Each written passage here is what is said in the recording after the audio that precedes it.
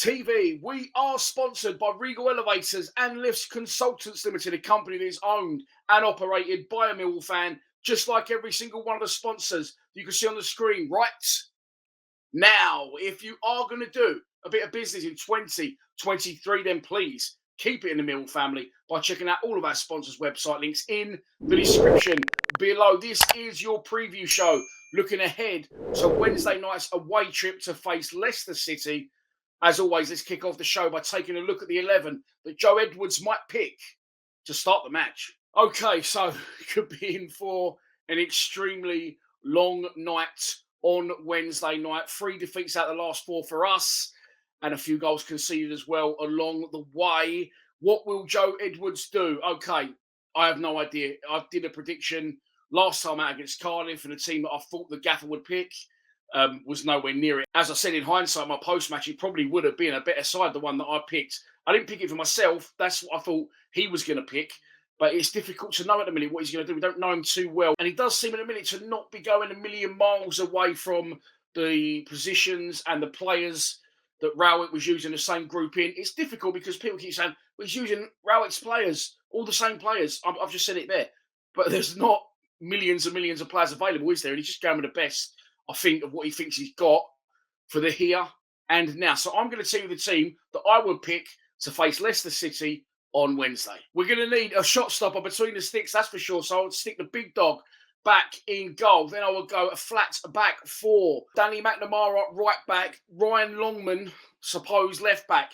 Then I would go Wes Harding and Jake Cooper, the 2 central defenders. Then I'd go with a midfield 3, but I wouldn't really play with a 10. As you can see on the screen there, I would go with Ryan Leonard, George Saville and Billy Mitchell in that midfield. I would go with George Honeyman on one wing, Duncan Watmore on the other, and up front, Tom Bradshaw. I would love to have the formation how I usually have it there, but let's be realistic. We're probably going to be doing a lot of defending on Wednesday night. So in that case, I'll go for more of a 4-5-1, and I would play one central striker. I know I said in my last video, and I keep saying one striker doesn't seem to suit us anymore, but I think needs must. And in these circumstances, I would go with one up front. Yes, I'd go with Bradshaw.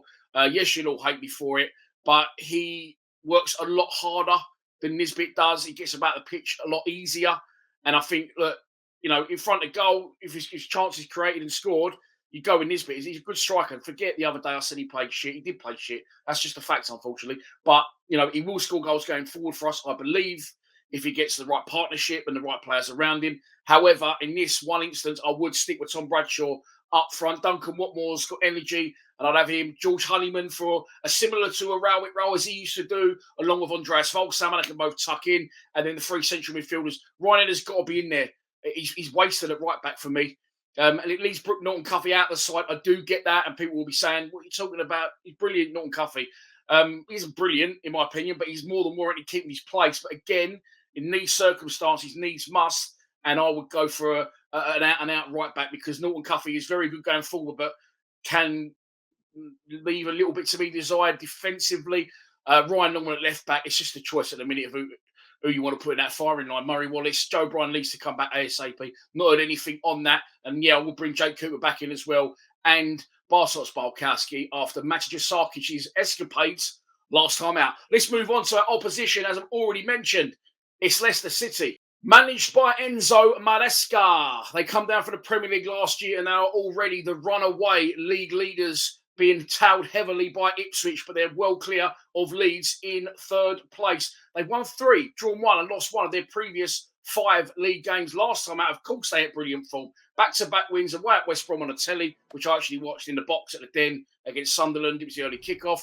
And then last time out, they've absolutely tonked Plymouth by 4 goals to 0. They have a plethora of attacking options and expensive talent in their side. It could be a very, very long night. Get ready for the storm. Let's move on to a prediction. And so this is your pre-match prediction. And here we go. Wouldn't it be very, very Millwall if we went up there against all the odds and beat them by 1 goal to 0? That's what usually I will be saying about now. And I'll be honest, if Gary Rowett is in charge, I probably think we might be able to pull that result off. But he isn't. Joe Edwards now is. The players are low on confidence. We're low on points at the minute. We're slipping further and further towards the relegation zone. Ironically, the games coming up after this, I saw someone post on social media earlier. The next 3 games after the Leicester game are against teams that are in 20th, 21st, and 23rd place or something like that. So definitely points to be got after Wednesday night. You can see I'm stalling on giving you a prediction. And for the first time ever, I'm not going to give you a prediction. I will say what I said a minute ago. We could go there easily and win 1-0 against all the odds. Or we could get absolutely torn a new arsehole and lose 4, 5, 6 even nil because they are free flowing, overlapping, attacking, pacey, millions of pounds worth of talent, as I've said. And they're a very, very good side. Far too good for this division, and they will be going back to the Premier League at the first time of asking. I've absolutely no doubt about it. So you let me know. Take your pick in the comments because I don't want to give you a prediction. I can't give you a prediction on this one. I'm not sure. It's going to go one or two ways. Hopefully the first. Let me know in the comments, as I said, what you think is going to happen. Am I going to Leicester on Wednesday? I'm actually not sure. As I film this at 39 minutes past 4 on a Monday, there's a ticket and a hotel there for me, courtesy of our legend of a sponsor, Mr. Regal Elevators, Kev to me. But I've got some work lined up this week, I think, and with Christmas so close, I need to get the exes through the door to get some presents for the kids. So I'm not sure right now if I am going to Leicester or if I'm not going to Leicester, and I couldn't give you a prediction. So was this the most pointless preview show ever? I'm not sure. Let me know. But if I'm not in Leicester on Wednesday night, I'll be live streaming direct from Lions TV Towers, and I'll call you in for the 90 minutes and more if we all last that long. Please subscribe to Lions TV. Come on, you Lions.